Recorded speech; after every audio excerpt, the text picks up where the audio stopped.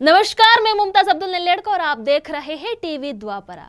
आज हम बात करेंगे मुख्यमंत्री योगी आदित्यनाथ जी के उस बयान पर जिसने महाकुंभ 2025 को लेकर चर्चा का केंद्र बना दिया है। सीएम योगी आदित्यनाथ जी ने प्रयागराज महाकुंभ के लिए मुसलमानों की एंट्री को लेकर बड़ा और स्पष्ट संदेश दिया है।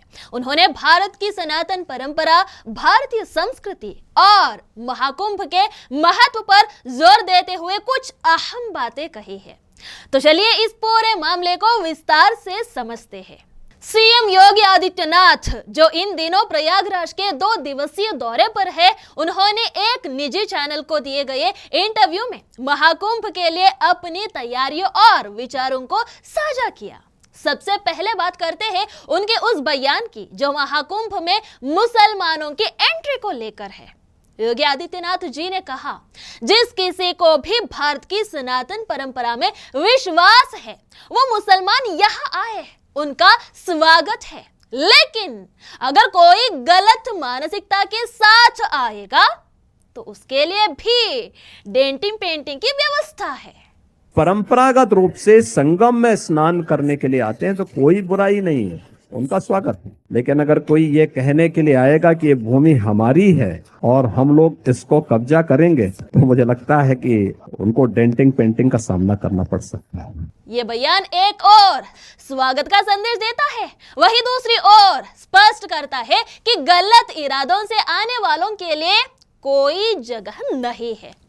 सीएम योगी का यह कहना कि जो मुसलमान अपने गोत्र को भारत के क्षत्रियों से जोड़ते हैं और सनातन परंपरा में विश्वास रखते हैं, एक बहुत गहरा संदेश देता है।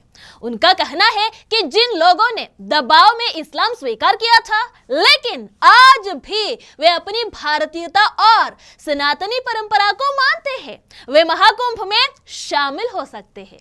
महाकुंभ केवल धार्मिक आयोजन नहीं है, यह भारतीय संस्कृति और विरासत का प्रतीक है। और सीएम योगी आदित्यनाथ जी ने अपने बयान से यह साफ कर दिया है कि यह आयोजन सबके लिए है, लेकिन उसमें भाग लेने वाले को भारत की संस्कृति का आदर करना होगा। आगे बढ़ते हैं योगी जी के उस बयान पर जिसमें उन्होंने इतिहास से सबक लेने की बात कही। जब हम बटे थे तो कटे थे, और अगर हम भविष्य में भी बटे रहेंगे तो यह स्थिति दोबारा आ सकती है।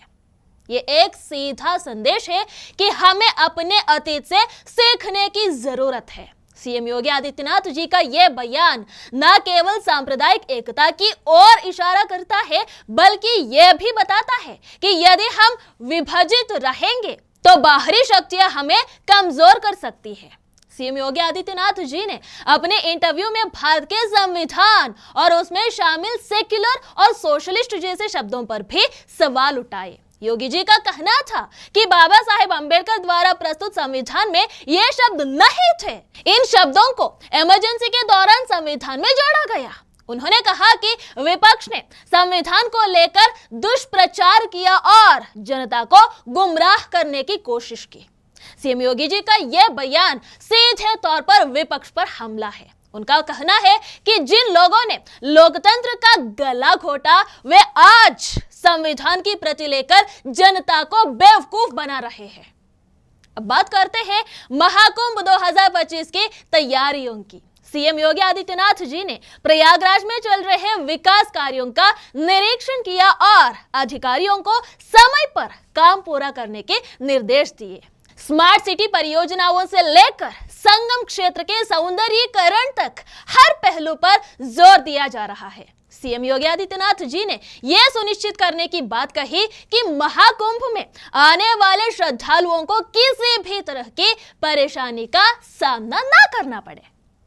तो यह थी प्रयागराज महाकुंभ और सीएम योगी आदित्यनाथ जी के बयान से जुड़ी बड़ी बात। महाकुंभ केवल एक धार्मिक आयोजन नहीं है, बल्कि यह भारत की संस्कृति, एकता और आध्यात्मिकता का प्रतीक है। सीएम योगी जी ने यह स्पष्ट कर दिया है कि यह स्वागत उन सब का होगा जो भारतीयता और सनातन परंपरा में विश्वास रखते हैं। आप बने रहिए टीवी द्वापरा के साथ। अगले वीडियो में आपसे फिर मुलाकात होगी। तब तक के लिए नमस्कार।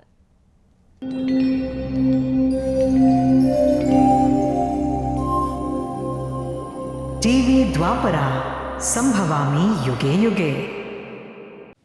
अगर ये प्रोग्राम आपको अच्छी लगी तो लाइक, शेयर और कमेंट करें। टीवी द्वापरा के प्रोग्राम्स को हमेशा देखने के लिए सब्सक्राइब करें, बेल आइकॉन दबाएं।